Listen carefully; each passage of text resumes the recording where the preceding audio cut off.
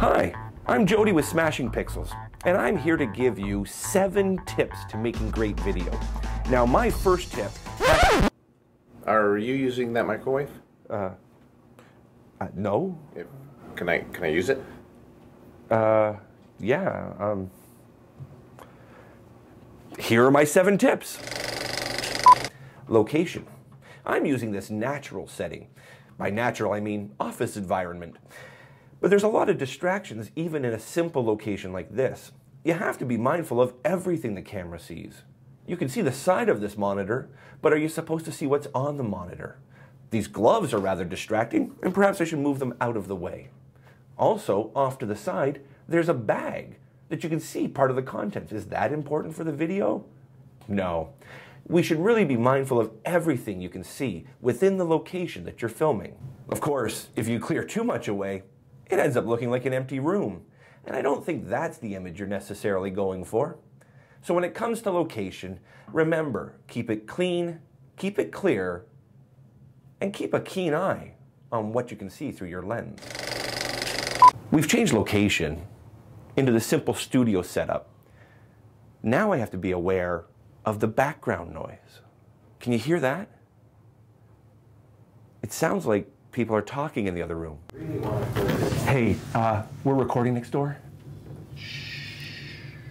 And I think I hear somebody cooking a tuna fish sandwich in a microwave. Hey! We're filming! Shh! Those are simple to fix. I can close the door, or I can just ask them to stop. Shh! What I can't change is that quiet hum that's happening in this room. That's the HVAC system that's trying to keep cool a room that we're heating up from all the lights we've added. What I want to do, and what you'll want to do for tip number 6, is make sure that you've recorded a minute's worth of room tone. That white noise that goes unregistered in your mind when you're sitting in a place that's making other noises. You want to have that available to you to add into your edit, to layer in your audio, and keep the sound consistent throughout your whole video. Tip number 5 is also audio related. It has to do with your microphone. Right now, I'm using the built-in microphone on my camcorder. That's probably your last resort. What I recommend is to use some sort of external mic that can isolate the sound you want.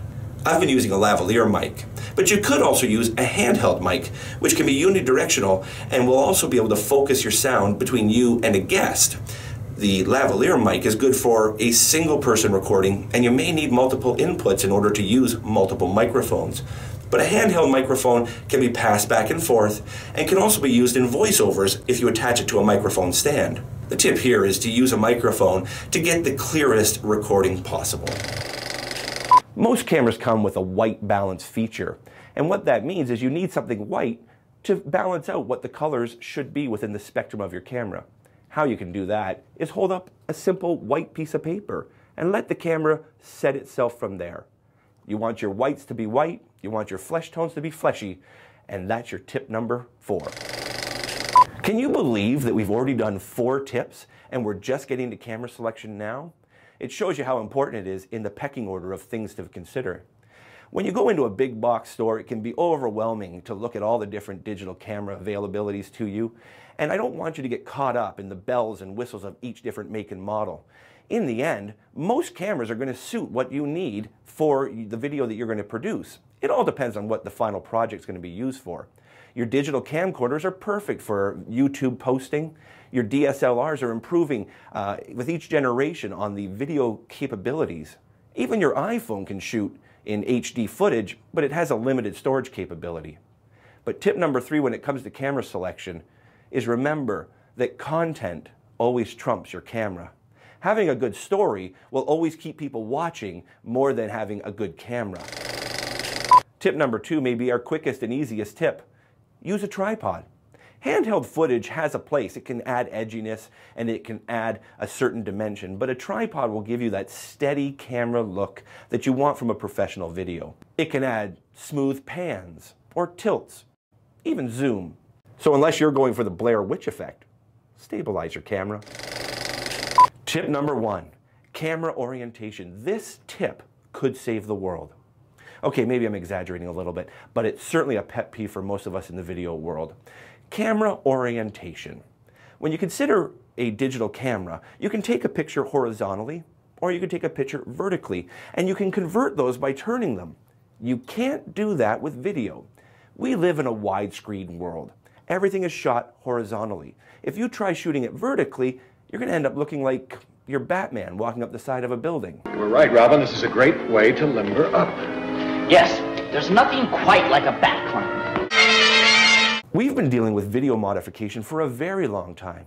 Do you remember the videos you used to watch at home that were modified to fit the 4:3 aspect ratio of your television? Or you end up with the sides of your video being cut off and missing those key little aspects that happen in those edges of your video, like the stormtrooper who bumps his head in Star Wars. Take over. Regardless of those two changes, nobody ever planned to watch video like this. As more and more people turn to using the technology in their hands, please remember to use your video function like a video camera. That means film like a widescreen and not in phone screen. I hope these tips help you in your next video. Remember, the best videos aren't just point and shoot. You put a lot of time and effort into making your messaging right. Make sure that your message is received before making the final cut. For Smashing Pixels, I'm Jody Matheson. Oh.